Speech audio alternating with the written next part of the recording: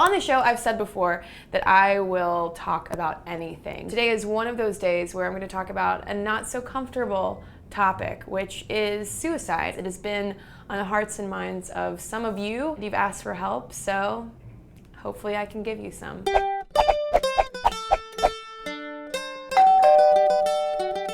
Recently, I received a note from a Stuff Mom Never Told You viewer who asked to remain anonymous. I have a friend who told me that she has had suicidal thoughts. She's told me that she has bipolar disorder, but I'm not sure if she was diagnosed or simply thinks she's bipolar. I've done some research and I found that for the most part, all I can do is listen and be there for her, but I don't feel like that's enough. Do you have any advice for me? I would reassure you that listening and being there for a friend can mean a lot. You can also ask her questions, how she's doing, whether she has tried to enact any kind of suicidal behaviors, if she's attempted to hurt herself, if she has seen a therapist. It's important for people to express outwardly to someone else what they're going through. If you find out that she isn't getting any kind of help whatsoever, encourage her to seek treatment. If you don't feel like you can go to her parents and talk about it, talk to your parents about it. Talk to a guidance counselor, to a teacher,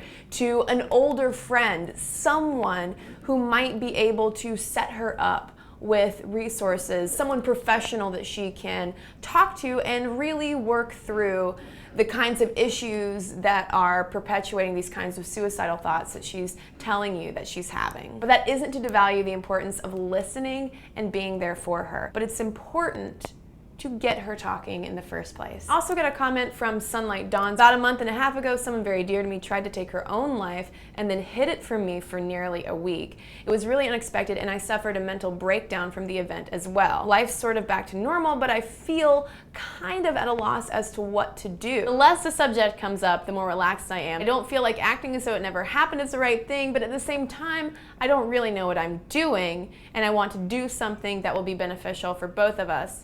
Any advice at all would be greatly appreciated. So if I were you, I would try to talk to a grief counselor, if at all possible, or find a support group, possibly through the American Foundation for Suicide Prevention or a similar organization, so that you can talk to other people about this experience. Those kinds of resources can empower you with tools to then help your friend from a healthier space. If you're trying to approach her from this more fearful and understandably overprotective place that you're in right now, it could possibly drive her away. It sounds like too that you might need to relinquish some guilt. You are not responsible for your friend attempting to take her own life. You can take responsibility for yourself, take care of the kinds of issues that are being triggered inside of you so that you can be as best a friend as possible in the future. Particularly for teenagers or younger viewers watching, if you have a friend who is talking about suicide,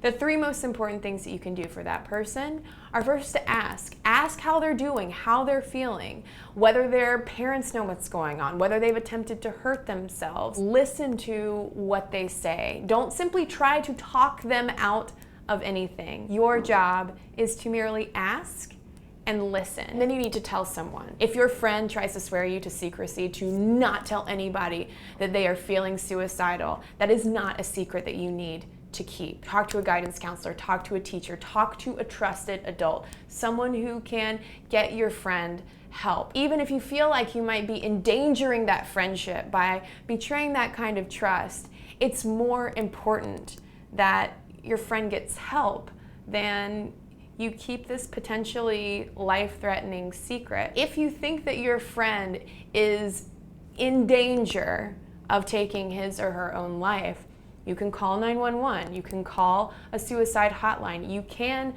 get help. There's a researcher named Roy Baumeister who has done a lot of investigation into the psychological underpinnings of suicidal behavior. There was a quote from one of his studies that jumped out at me. A large body of evidence is consistent with the view that suicide is preceded by events that fall short of high standards and expectations, whether produced by past achievements, chronically favorable circumstances, or external demand. It's important to pay attention to people in our lives who are going through difficult circumstances. In all other areas, they totally have it together. They have good grades, they have had money in the bank, they have come from favorable life circumstances. But it's actually those people who might be most vulnerable to suicide or contemplating suicide. If you have experienced anything related to this and feel comfortable doing so, please share what you've learned in the comments below so that we can all help each other. And in the meantime, I hope that this video has been helpful for at least some of you